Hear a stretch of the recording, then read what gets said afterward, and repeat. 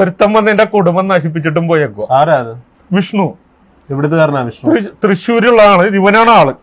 സുഹൃത്തുക്കളെ, എന്റെ പ്രിയ പ്രേക്ഷകർ ഇത് മുഴുവൻ കാണണം. ഇവനാണ് ആള് വിഷ്ണു. എന്റെ കുടുംബം തുളച്ച പൊലയാടിയവനാണ് ഇവനാ അങ്ങനെ തന്നെ എനിക്ക് വിശേഷിപ്പിക്കാൻ പറ്റത്തുള്ളൂ. അതായത് എന്റെ കുടുംബം തകർത്തിട്ടും പോയേക്കണവനാണ്.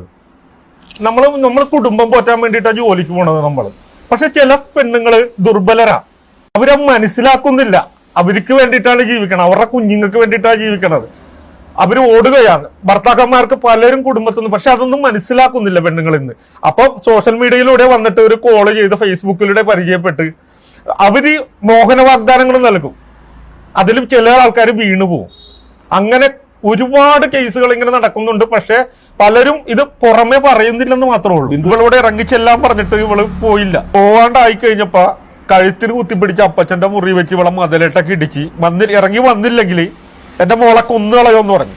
ഇല്ലെങ്കിൽ ഇവൻ പെട്രോൾ ഒഴിച്ച് വീടിന്റെ മുമ്പിൽ നിന്ന് കത്തിച്ചു കളയെന്നും പറഞ്ഞാണ് ഈ പെണ്ണിനെ ഇറക്കിയേക്കണത്. ഇവിടുന്ന് ഇറക്കിയിട്ട് ഇവൻ കൊണ്ടുപോയിട്ട് എടപ്പള്ളി കൊണ്ടുപോയി റൂം എടുത്തിട്ട് എന്റെ കൊച്ചിനെ അവിടെ ഇരുത്തി കളിപ്പാട്ടമൊക്കെ കൊടുത്ത് ഇരുത്തിയിട്ട് പിറ്റേ ദിവസം എന്റെ മോള് പ്രശ്നം ഉണ്ടാക്കാൻ തുടങ്ങി.